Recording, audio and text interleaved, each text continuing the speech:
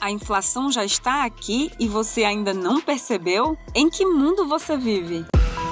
Este é o Visão Libertária, sua fonte de informações descentralizadas e distribuídas. Em 1922, a Alemanha, pós-Primeira Guerra Mundial, em dificuldades de pagar os danos causados pela guerra, combinado com a diminuição da produtividade pela França ter ocupado a área mais industrial do país, fez com que o país imprimisse dinheiro para pagar suas contas. Qual foi o efeito prático dessa medida? Simples. Tornou-se mais barato usar as cédulas como combustível para aquecer suas casas do que comprar lenha com elas. Em 1945, a Hungria, devastada pela Segunda Guerra Mundial, com metade de suas fábricas e empresas destruídas, decidiu imprimir dinheiro para emprestar às pessoas para que pudessem reconstruir o país. Isso fez com que o florim perdesse tanto o seu valor que a cada 15 horas os preços dobravam. Em 92, na antiga Iugoslávia, com a quebra da União Soviética e em conflito com a Croácia e a Bósnia, o governo passou a imprimir muito dinheiro. Você já deve saber o que veio depois. Em 2007, o Zimbábue passou leis de reforma agrária, ou seja, confisco de terras, que fez com que capital saísse do país, o que causou um aumento de preços, principalmente de insumos agrícolas. O governo passou a imprimir dinheiro e o resultado, bem, será que eu preciso mostrar a nota de 100 trilhões de dólares do Zimbábue? Em 2009, a Coreia do Norte sofreu muito com as inundações e secas, imprimiu dinheiro e veio a hiperinflação, matando milhões de fome. Já em 2016, a Venezuela, para pagar os gastos exorbitantes do governo, passou a imprimir dinheiro. Resultado, venezuelanos comendo lixo. Todos esses exemplos têm algo em comum: uma crise causada pelo Estado, seja por guerra ou por leis idiotas, seguida de uma redução na produtividade do país, que foi usada como justificativa para imprimir dinheiro. Isso causou hiperinflação, levando as pessoas a abandonar o uso da moeda estatal ou até mesmo a queda de certos governos.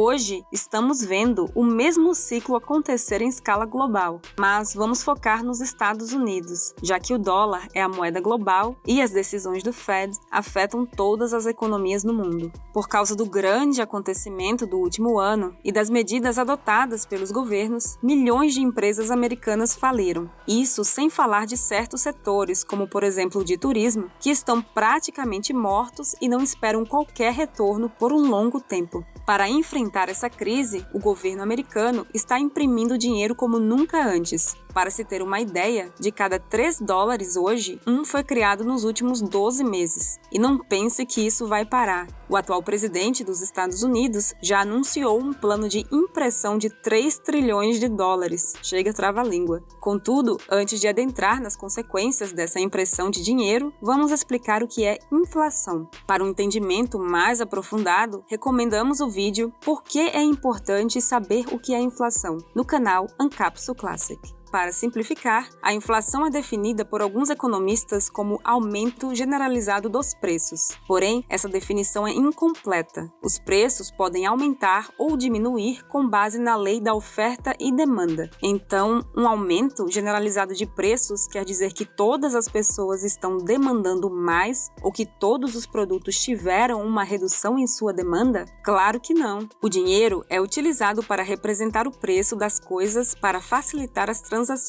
Por exemplo, digamos que um carro custa 50 mil reais, enquanto que uma casa custa 500 mil. Isso quer dizer que essa casa custa 10 vezes o preço de um carro. Porém, o dinheiro também tem valor. Pode ser difícil de imaginar isso, porque nós utilizamos dinheiro para precificar as outras coisas. Mas, se por causa da inflação o carro passa a custar 100 mil reais e a casa 1 milhão, veja que uma casa ainda custa 10 vezes mais do que o carro, mas o dinheiro perdeu metade de seu valor. Agora, vamos considerar o que está acontecendo nos Estados Unidos. Existe um índice de mercado chamado de S&P 500. Ele é composto de ações de 500 empresas, pequenas e grandes, listadas na Bolsa de Valores americana, tentando representar o máximo possível a economia economia do país. Na atual crise, diversas empresas estão falindo ou à beira da falência. Então, esse índice deve ter caído muito, não é mesmo? Não. O preço desse índice subiu cerca de 30% desde o começo do ano passado. Como isso é possível? Porque o valor do dólar caiu mais ainda do que as empresas americanas. Mas então, por que não estamos vendo ainda os efeitos da inflação nos Estados Unidos? A inflação americana, e a brasileira também, é medida através de um índice criado pelo governo. Ao invés de calcular quanto dinheiro novo está circulando, eles selecionam certos produtos, especialmente os consumidos pela parcela mais pobre da população, para determinar qual a taxa de inflação.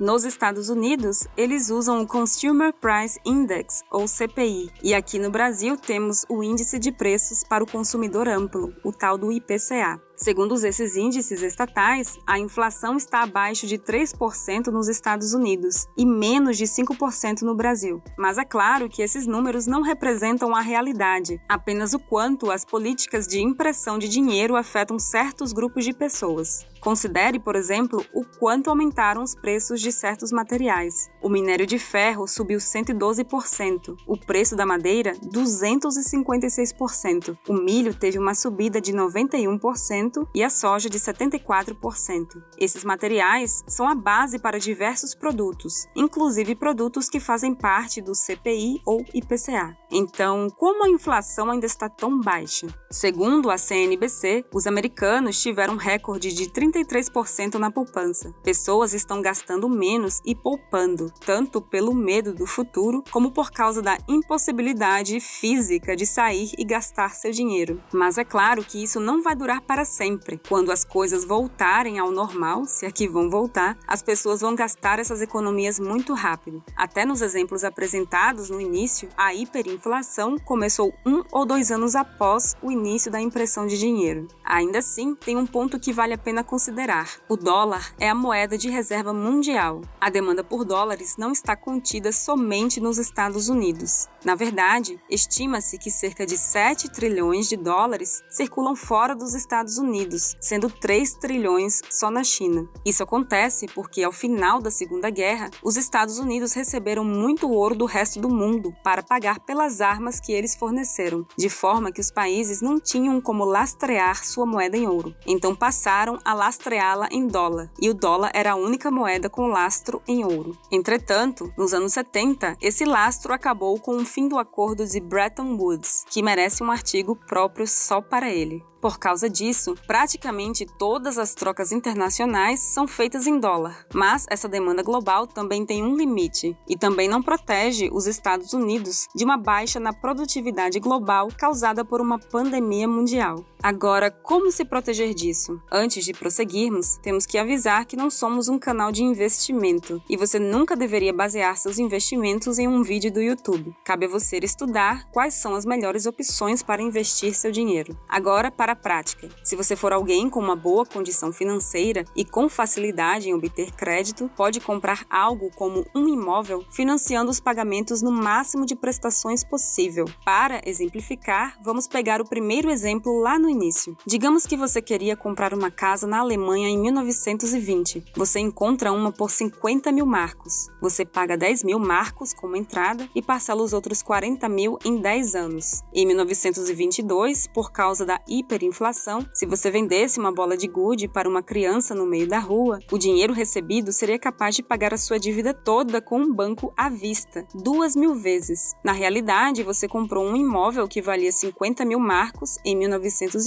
por menos de 20 mil marcos. Mas nem todo mundo pode assumir uma responsabilidade tão grande. Então, qual seria uma solução que todo mundo pode aplicar? Comprar ativos reais, como ouro ou, melhor ainda, ouro digital, o Bitcoin. No último ano, o Bitcoin teve um aumento de preço de 6 mil dólares para 60 mil dólares. Um ativo que passou a valer 10 vezes mais no período de um ano é um investimento que não se compara a nenhum outro. E isso porque estamos comparando ao dólar, porque o real não é nem mesmo levado a sério em economias menos socialistas. Repare que isso não é porque o Bitcoin aumentou o seu valor, mas foram todas as outras moedas que perderam valor. O Bitcoin é lastreado na matemática, não na honestidade de políticos. E, com o anúncio do plano de imprimir 3 trilhões de dólares nos próximos 8 anos, espera-se que continue a haver um aumento no preço do Bitcoin. Quem confia em papelzinho colorido sem lastro vai pagar um preço muito alto por esse erro. Além de ser algo ineficiente, continuar usando dinheiro de papel é financiar a manutenção do Estado. Portanto, além de melhor do ponto de vista utilitário, o Bitcoin é a melhor opção.